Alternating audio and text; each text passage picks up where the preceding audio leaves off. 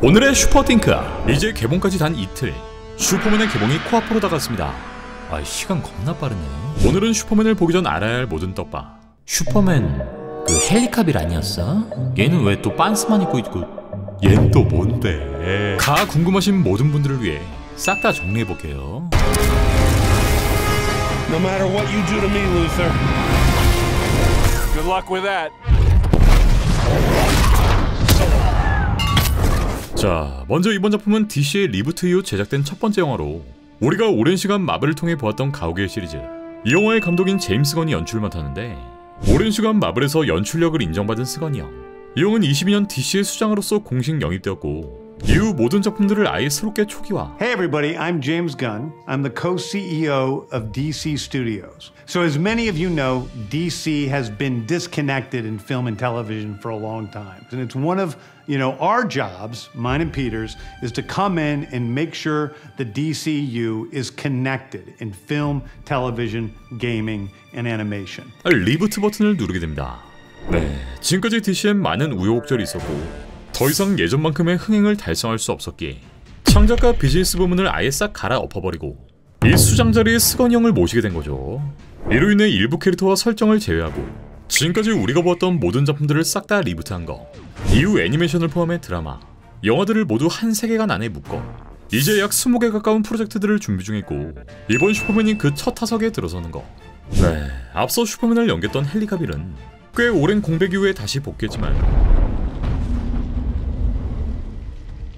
It's been a while since anyone's made the world this nervous.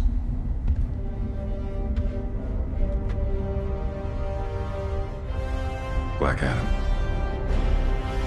We should talk. 이 깜짝 복귀가 민망할 정도로 약 4달 만에 리부트를 때려버렸는데 카빌은 잠시 슬퍼할 수 있지만 우린 기억해야 한다. 슈퍼맨은 계속 존재한다는 걸.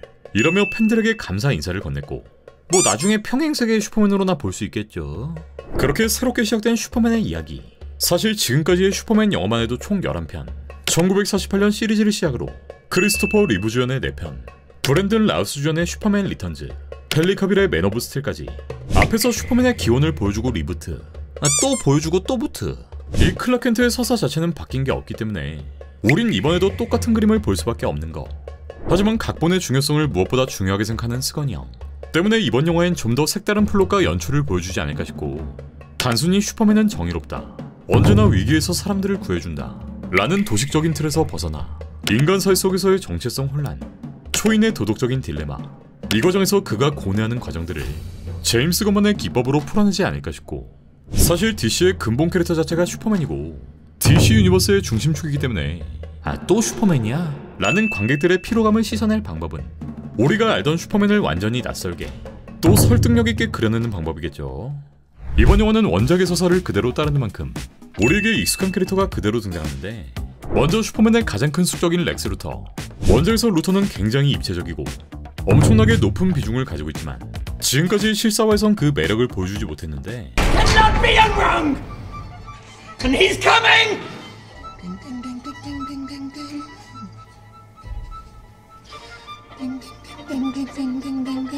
옆집에선 비스트, 앞집에선 눅스를 연기했던 니콜러스 홀트가 이번 영화 속 렉스 루터를 연기합니다.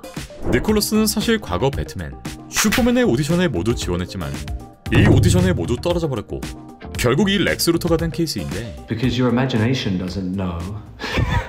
Like you're aware on a practical level. You're like, I know that I'm auditioning, against Rob, and Rob's fantastic in that movie, and I think that was the right decision and a brilliant character. So then, there's obviously a period of like, before you can, it's like a weird period where before you can get to the acceptance and like see the movie and be like, oh yeah, that works, that was the right choice. You have to go through the period of like, oh, what could I have done differently? Why not? Like, you run through all those things, obviously. So do you have secret selfies of yourself as both Batman and Superman in your iPhone currently? Yeah, I do. maybe for Halloween I'll be Wonder Woman. 그 분노를 그냥 엿다 쏟아버리죠. 루터의 오른팔엔 슈퍼맨의 클론격인 울트라맨, 또 형체를 변형시키는 엔지니어, 그의 여친 이브까지 위치해있고, 이렇게 슈퍼맨의 본진까지 털어가며 그 어느 때보다 위협적인 존재가 될 것으로 보입니다. 한편 슈퍼맨이 신분을 위장한 채 다니는 회사, 데일리 플래닛이 그대로 등장하는데 로이스 레인부터 지미 올슨까지 원작에 등장했던 모든 캐릭터가 등장하며 루머에 따르면 클락의 여친 로이스는 이미 그가 슈퍼맨이라는 걸 알고 있는 설정이며 인터뷰 방식으로 영화가 전개된다 하죠. 그리고 이번 영화에서 슈퍼맨을 도와주는 팀은 이 탱탱볼을 날리는 미스터 테리피, 우리들의 반지 닦기 그린랜턴, 철퇴를 들고 날아다니는 호크걸, 이 저스티스 갱의 수장, 로드테크를 운영하는 맥스웰 로드 또한 모습을 보이는데 맥스웰 로드는 옆집의 리드 리처드, 과거 페드로 파스칼이 연기했었고 우리 반지 닦기는 데드풀이 연기했었죠. 이들은 다양한 상황 속에서 슈퍼맨을 도와 함께 지구를 구하는 장면들을 보여줍니다. 추가로 이렇게 기괴하게 생긴 이분, 원작의 메타몰포 또한 등장하며 그는 신체의 일부 또는 전부를 다양한 물질로 변형시키는 능력을 보여줍니다. 또 피스메이커에게 사망한 릭 플래그 주니어,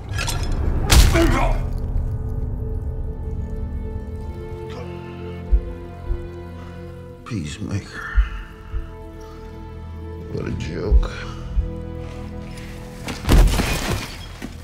그의 아버지인 릭 플래그 시니어 또한 등장하고 마지막으로 슈퍼맨의 귀여운 댕댕이, 원작의 크립도 또한 이번 영화에 등장하는데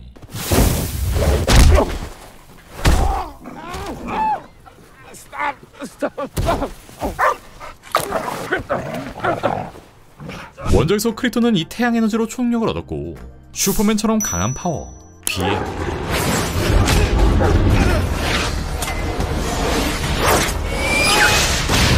그것도 모자라 히트 비전까지